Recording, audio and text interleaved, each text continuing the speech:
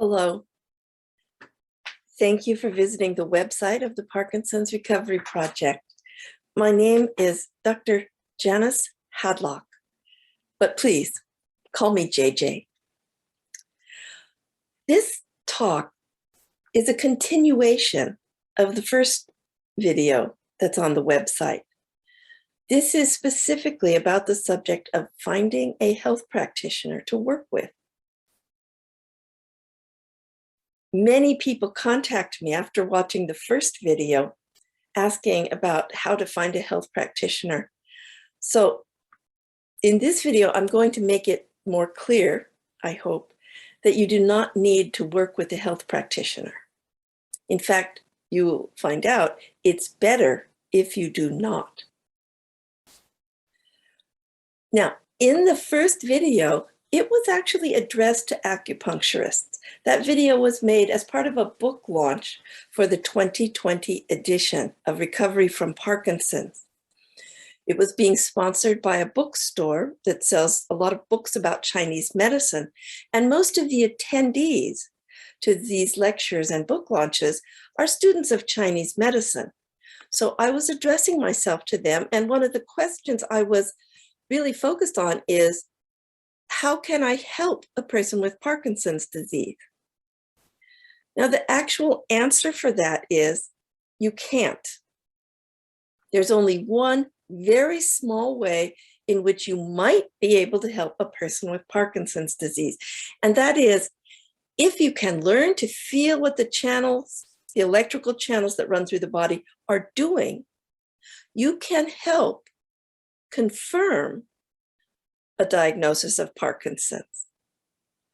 Now, the book Recovery from Parkinson's, which is available for free download on this website, has all the information you need on diagnosing Parkinson's. It lists the locations of the symptoms, very specific. There's a dozen pages just listing symptoms, much more information than you will ever get from your neurologist. And also there are then tests that you can do, very simple, to show to yourself whether or not your currents are moving in the directions, the very strange directions that they move when a person has Parkinson's disease. But you might ask, then why did I talk in that video about acupuncturists learning to feel the channels? That's because that's a real big passion of mine. The art of working with the channels has been forbidden in China since the middle of the 20th century. You could go to jail for doing these techniques. It was a government issue. They didn't like these old Taoist practices. That's how it was viewed. And yet, by studying the channels, that's how I was able to figure out what was happening in Parkinson's disease.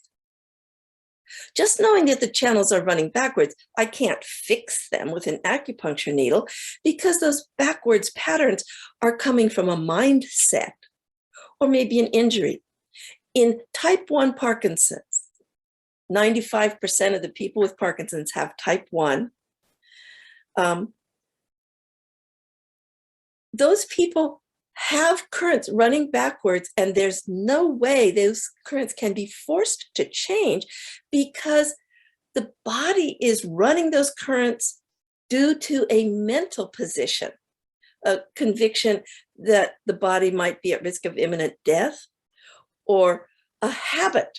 With type 1, it's a habit of telling yourself to behave in a certain way, which causes the body to behave as if it's at risk of imminent death. The instructions to the brain might be something like, don't let anyone know you're injured, or you must be stronger than other people, don't let your guard down. There are a lot of different instructions that can be given to the mind, and then the currents will run in the Parkinson's fashion, but you can't force those currents to go back into a healthy pattern so long as the brain is giving the negative instructions. The new book called Stuck on Pause, which will hopefully be released in 2022 and posted for free on the Parkinson's website, It explains the types of thoughts that can induce Parkinson's disease and can induce these channel behaviors. But an acupuncturist cannot help change those channels. The only thing that can help get rid of the thoughts that trigger self-induced Parkinson's disease is the patient himself changing those thoughts. The way to recognize those thoughts and the way to effectively get rid of them and change them into more positive thoughts is explained in great detail in the book Stuck on Pause. Your acupuncturist will not be qualified to change your brain for you. Fortunately, only you can do that. So please do not waste time looking for a health practitioner that can help you. Furthermore, even if an acupuncturist is very good at feeling the channels, they might not understand what's going on in Parkinson's disease and might give you a wrong diagnosis. Let me give an example. One of my closest colleagues, absolutely brilliant at feeling the channels, and in fact, he is making the Chinese translation of my textbook on feeling the channels. It's a textbook for acupuncturists. Because I am retired, a person in the area, local, contacted me saying, I want someone to check my channels just to be sure. So I referred this Parkinson's patient to my colleague. Now, in my colleague's office, he has a waterfall trickling, soft, gentle light, very soft music. And the patient comes in, and he treated this patient the way he treats every patient. He has the patient lay down, he puts a heat lamp on the patient's feet to help them relax and to shift into parasympathetic mode. As acupuncturists, we want our patients to be in parasympathetic mode. A lot of the tricks we do is to push the person that direction because that makes our treatments more effective. And so what this my friend, my colleague, also does, he always starts with maybe some foot massage and maybe some neck massage and maybe even shoulder massage, any place that feels stiff and tight. And so he was doing this to the patient for a good 10 minutes before he even started feeling what the channels were doing. Well, of course, she relaxed deeply. She felt very safe and flipped into parasympathetic mode temporarily. And he told her, all your channels are moving fine. You don't have Parkinson's. So she got home and sent me a frantic email. I have all these terrible symptoms most of the time. They're getting worse. My doctor says I have Parkinson's. I contacted my colleague, asked him what he'd done. When he told me, I just started laughing. So she went back to see him again. And this time he turned off the fountain. He turned off the beautiful lighting. And he didn't give her any massage at all. In fact, he purposely said, I'm really concerned about the fact that your channels might slide into the Parkinson's pattern sometime, because wording like that will, in a person with Parkinson's, amplify the currents that are running in the Parkinson's pattern. I talk about in my book how I often do this with a patient to see what's going on. I will tell them a joke, making them feel relaxed, and I will see their currents are running correctly. And then I will say, uh-oh. And their currents immediately switch over into the Parkinson's pattern. And that is characteristic of type 1 Parkinson's disease. Self-induced pause mode. It's a purely brain thing, and it comes on as soon as there's any possibility of danger, risk, or any sort of negative event. So I mentioned this in my book. I told it to my friend. The Parkinson's patient came back and he was able to tell, oh yeah, her currents are running in this wrong way, a way that they should never, never, never run in a healthy person. So he was able to confirm, yeah, you've definitely got Parkinson's disease. So this is an example of how even an acupuncturist who is skilled in feeling the channels, if he doesn't know about Parkinson's, might still give you a wrong diagnosis. But it doesn't matter because you don't need to work with a health practitioner. Everything you need to know is in the book on recovery from Parkinson's or the auxiliary books on Yin Tui Na, Stuck on Pause. And I think that those are the only 3 books really that a person would need who's dealing with Parkinson's disease. Now I want to tell a little bit more about the ways people recover if they are using type 1 Parkinson's. What's happening in that case is you have certain thought patterns that you've trained yourself to use habitually that make you use pause mode. And these are typically thoughts that are a little bit negative. So in the book Stuck on Pause, it explains how to have replacement thoughts on hand. So as you catch yourself using certain thoughts, you can replace them with other thoughts that trigger the dopamine movement pathway through the brain. The electrical circuits through the brain that are activated when a person is on pause bypass the dopamine pathways. That's important. You're supposed to shut down the dopamine pathways if you're at risk of imminent death. So the brain is just doing what it's supposed to do. Now I want to talk a little bit about something called cognitive behavioral therapy. This is now the dominant non-drug therapy for treating depression in North America at any rate. It's been building in popularity since the 1980s. And it is really just a training that there are certain types of thoughts that are conducive to depression, very specific. So there's 10 different kinds of thoughts that if you can recognize you are using one of these types of thoughts and you can replace it, you can actually overcome depression very quickly. And the work that we do in turning off self-induced pause is similar. And you can read about that in the book Stuck on Pause. There are some very critical differences from cognitive behavioral therapy, but it's the same idea of replacing thoughts.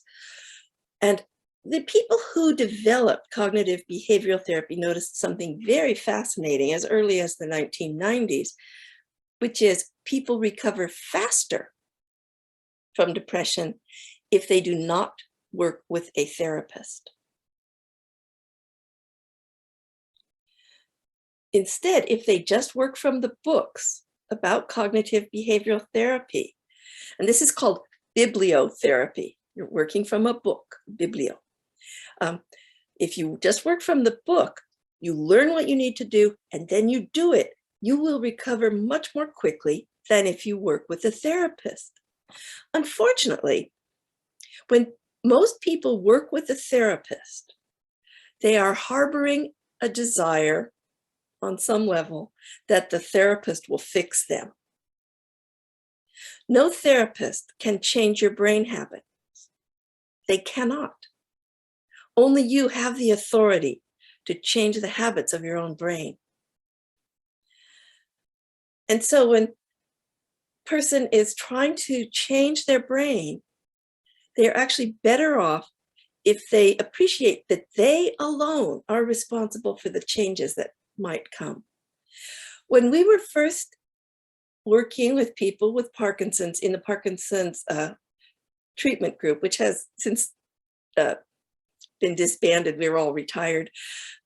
When we were working with people, we noticed that the people who recovered faster from Parkinson's were the ones who did not meet with us, who did not come into the office and have sessions. Most people wanted to have sessions. They would come once a week. They might come for years, and we would give them the pep talk and we would give them the positive attitude, and they would leave, be symptom-free, they'd be doing great. And then at some point during the week, there would be some challenge or some problem where they would become concerned or negative. They'd fall back in their habits of the thought patterns that cause self-induced pause, and all their symptoms would return. They'd say, oh, darn, and they would so look forward to coming in and having the pep talk again. In other words, these people were not doing any work at changing their own minds, their own brain patterns. They were expecting us to do it. And we saw this over years. The people who just worked from the material on their own got better far faster. Many of the people who worked with us for years never made any progress towards recovery. They would actually be able to move perfectly normally and not have symptoms of Parkinson's for maybe days at a time after seeing us, but they would be able to switch on all those brain circuits of Parkinson's as soon as any threatening thought came along, and then they would stay in that habitual pattern. If you think that Parkinson's, type 1 Parkinson's, the most common type, is actually a fixed behavior due to dead brain cells or something, just think about your own symptoms. They change all the time, don't they? Some people with type 1 Parkinson's don't even have symptoms on the weekend.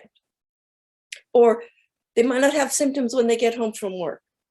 Or they might not have symptoms when the grandchildren come over. These are more extreme. Or maybe when they are standing at their easel painting, they don't have symptoms, because this is a psychological syndrome.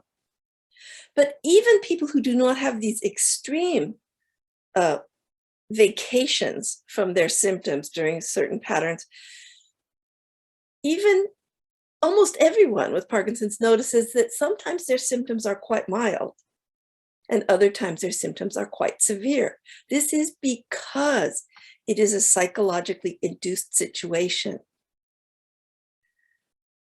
And no external treatment is going to be able to change your attitude. You must change it yourself. And this variability of symptoms is actually a huge tip-off to the fact that Parkinson's isn't about dead brain cells.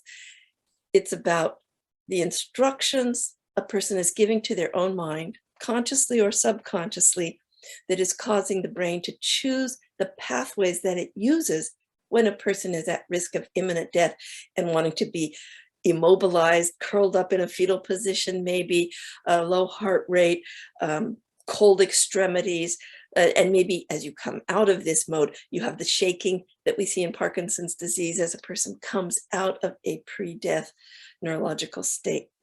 So this talk was just to reaffirm that you don't need to be working with a health practitioner.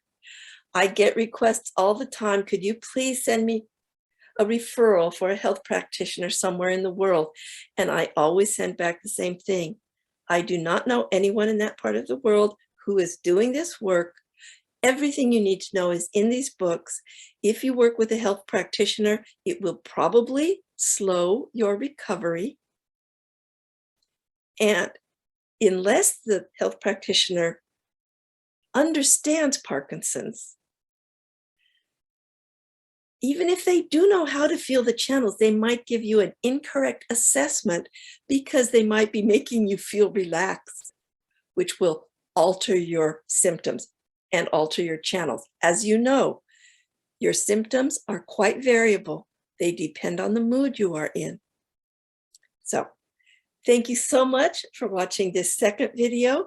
Please visit this website, download the materials, and I wish you all the very best in recovering from Parkinson's disease. Thank you so much.